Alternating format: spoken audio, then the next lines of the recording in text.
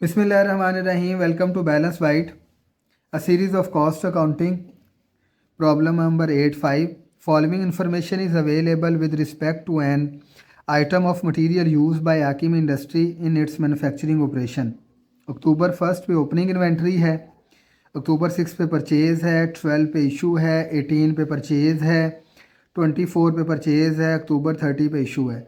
Cost of material use and cost of ending inventory under the following perpetual inventory costing method, FIFO, LIFO, weighted average और most recent price. तो हमने ये store ledger card बनाना है. Aqib industry material ledger card FIFO costing for the month ended. October 1 पे हमारे पास balance था 150 unit थे, टोटल कॉस्ट 6000 की थी. 6000 को 150 पे डिवाइड करेंगे, हमारे पास रेट आ जाएगा 40. देन आपने अक्टूबर 6 पे दोबारा परचेज़ किए 8400 के 200 यूनिट, तो रेट आ गया आपके पास 42. बैलेंस में लिखते हुए 150 पहले लिखेंगे और फिर जो अभी परचेज़ किए हैं वो बाद में लिखेंगे. देन उसके बाद आपने इशू करने हैं. इशू करते वक्त मेथड है FIFO, first in first out.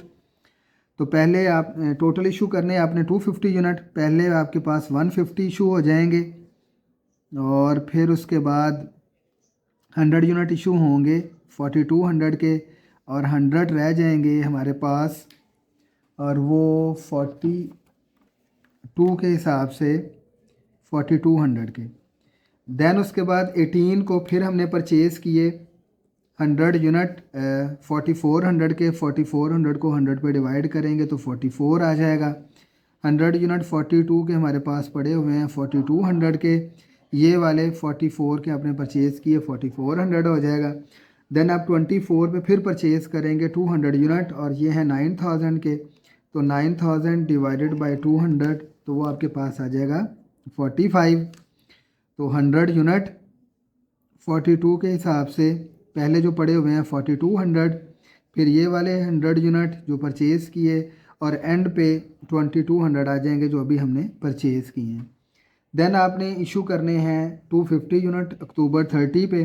Method है FIFO, first in first out. पहले 100 यूनिट इशू हो जाएंगे 4200 के, फिर आपके अगले 100 इशू हो जाएंगे 4400 के और फिर आपके रिमेनिंग 50 रह गए तो वो आपके पास आ जाएंगे 45 के रेट से. तो उसकी कॉस्ट आ जाएगी 2250. अब ये 100 भी इशू हो गया, ये भी हो गया. इस 200 में से 50 इशू हो गया, रिमेनिंग रह गया आपके पास 150 और 150 आ जाएंगे 45 के हिसाब से. तो 150 मल्टीप्लाई बाय 45 तो वो आपके पास आ जाएगा 6750. अब आपने दो चीज़ें फाइंड आउट करनी है. Cost of material use issue के कॉलम का सम कर लेंगे सारी कॉस्ट का, तो हमारे पास जो वैल्यू आएगी वो वैल्यू आएगी आपके पास कॉस्ट ऑफ मटेरियल यूज़ की. तो 6000, 4200, 4200, 4400 और 2250 आप इसको ऐड करेंगे तो आपके पास आंसर आएगा 21050 और आपके पास वैल्यू ऑफ एंडिंग इन्वेंट्री आ गई 6750. अब हम अगले मेथड से करते हैं जो कि है फाइफो. अक्टूबर 1 पे जी ओपनिंग बैलेंस दिया हुआ है 150, 6000 है, उसको डिवाइड करेंगे रेट आ जाएगा 40. फिर आपने नए यूनिट परचेज़ किए 8400 से 200 यूनिट परचेज़ किए तो रेट आ जाएगा आपके पास 42. बैलेंस में पहले ये लिखेंगे और फिर उसके बाद जो अभी आपने परचेज़ किए हैं वो लिखेंगे. अब मेथड है LIFO, last in first out. आपने 250 यूनिट इशू करने हैं तो पहले जो लास्ट में आए हैं वो इशू करेंगे आप और फिर जो रिमेनिंग 50 हैं वो यहाँ से आप इशू करेंगे तो ये आपके पास आ जाएंगे 2000. और अब आपके पास जो बैलेंस में बचे हैं इस 150 में से आपके पास बचे हैं 100 यूनिट. अगेन आपने परचेज़ किए तो यहाँ पे रेट आ जाएगा 44. 100 यूनिट आपके पास 40 के हिसाब से 4000 के और 44 के हिसाब से 4800 के. देन अगेन आपने परचेज़ किए 200 यूनिट 9000, तो इसका रेट डिवाइड करके आएगा 45. पहले 40 वाले यूनिट लिखेंगे, फिर उसके बाद अगला रेट और जो भी रिसेंटली आपने परचेज़ किया ये आ जाएगा. अब आपके पास मेथड है लाइफो. लाइफो का मतलब है last in first out. Total issue करने हैं आपने 250, पहले लास्ट वाले जो बिल्कुल अभी रिसेंटली आपके पास आए हैं लास्ट परचेज़ है पहले उसको इशू कर देंगे और फिर आपके पास जो है वो 50 यूनिट यहाँ से 44 के हिसाब से वो इशू हो जाएंगे। अब ये वाले 100 यूनिट एज इट इज़ आपके पास आ जाएंगे जो शुरू वाले हैं 4000 के, और ये 200 कंप्लीट इशू हो गए, इसमें से 50 इशू हुए हैं, तो ये आपके पास आ जाएगा 50 मल्टीप्लाई बाय 44, तो ये आपके पास आ जाएगा 2200। तो यहाँ पे भी आपके पास 2200 होगा। अब आप इशू के कॉलम का सम करेंगे तो आपके पास यानी 8400, 2000, 9000 और 2200 का ऐड करेंगे तो आपके पास आंसर आएगा 21600। ये आपके पास आ गई कॉस्ट ऑफ मटेरियल यूज़, और इन दोनों का सम करेंगे तो आपके पास आ जाएगी 6200 की क्लोजिंग इन्वेंट्री। अब हम इसको करते हैं एवरेज कॉस्ट के साथ। अब है जी मूविंग एवरेज मेथड। ये एवरेज मेथड अक्टूबर 1 पे आपके पास 40 के हिसाब से रेट आपने फाइंड कर लिया। अब एवरेज मेथड में यूनिट ऐड करते हैं। 150 आपके पास पहले हैं, 6 को 200 आपने और परचेज़ किए, ये आगे 350। पहले कॉस्ट थी 6000 की, अब आपने 8400 है तो दोनों को ऐड करेंगे तो 8400 प्लस 6000 ये आगे 14400 डिवाइड करेंगे 350 पे, तो जो आपके पास रेट आएगा डेट इज़ 41.14285.7। उसके बाद आपने 12 को इशू किया 250 यूनिट, सेम रेट है, इसको 250 से मल्टीप्लाई कर देंगे तो आपके पास कॉस्ट आ जाएगी 10286 यानी 41.14285.7। 350 में से 250 आपने इशू कर दिए, रिमेनिंग आपके पास बच गए जी 41.14285.7, तो वो आपके पास बच गए 4114।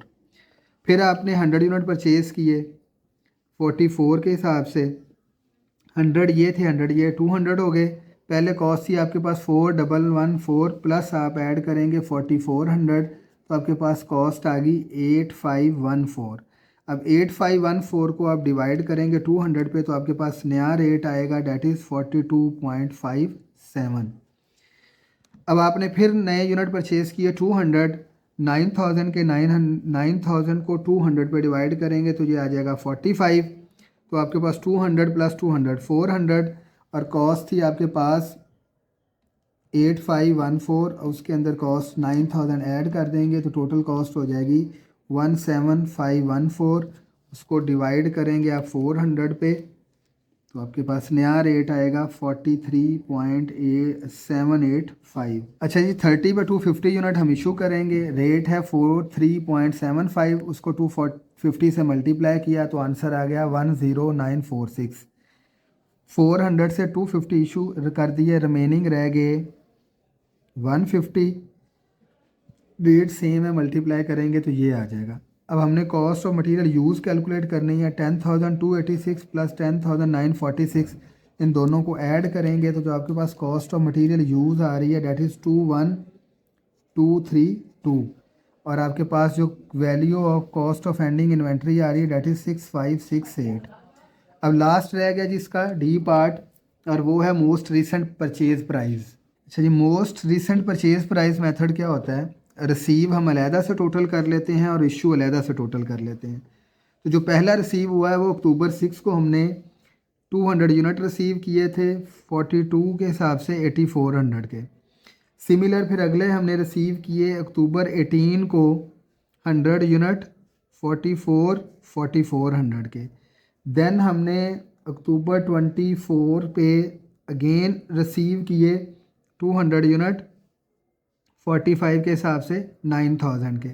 अब हम सारी रिसीव का टोटल कर लेंगे, यानी 8400 प्लस 4400 प्लस 9000, जो टोटल रिसीव आ गया हमारे पास डेट इज़ 21800। अच्छा जी अब इशू करते वक्त अगर आप ये देखें तो यहाँ पे इशू करते वक्त एक रेट था 40 और एक था 42, तो मेथड है मोस्ट रिसेंट परचेज प्राइस। तो अब हम इन 250 यूनिट को 42 से मल्टीप्लाई करेंगे most recent purchase price method में। टोटल यूनिट्स को जितने इशू कर रहे हैं और जो रिसेंट परचेज प्राइस है उसके साथ, और रिसेंट परचेज प्राइस है 42, उससे मल्टीप्लाई कर देंगे। तो 250 यूनिट जितने इशू करने हैं उसको मल्टीप्लाई करना है मोस्ट रीसेंट परचेज प्राइस, और रीसेंट परचेज आपने की है ये वाली और इसका रेट है 42। तो ये यहाँ पे आ जाएगा इशू में 42। तो आप क्या करेंगे 250 मल्टीप्लाई बाय 42, तो आंसर आ गया 10,000 और 500। देन उसके बाद फिर 30 पे जाके आपने 250 यूनिट इशू किए। तो इशू करने से पहले मोस्ट रीसेंट परचेज प्राइस थी 45। तो जितने यूनिट आपने 250 इशू करने हैं उसको मोस्ट रीसेंट परचेज प्राइस से मल्टीप्लाई कर देना है, और वो थी आपकी 45। तो आप क्या करेंगे 250 मल्टीप्लाई बाय 45, तो ये आ जाएगा 11250। इसके अंदर ऐड कर दें तो टोटल आ जाएगा आपके पास 21750। तो ये टोटल बन गया आपके पास 21750।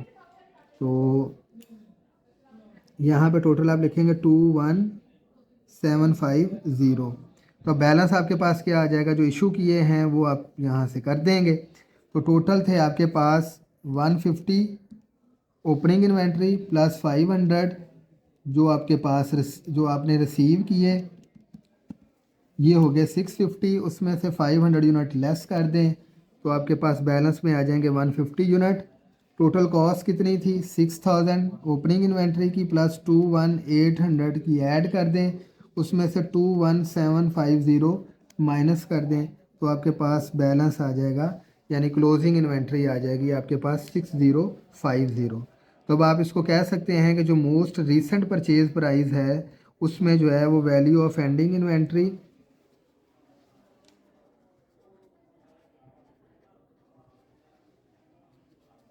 वो है आपके पास 6050, और कॉस्ट ऑफ मटेरियल कंज्यूम जो है वो आप डिफरेंस ले लेंगे, वो आपके पास आ जाएगा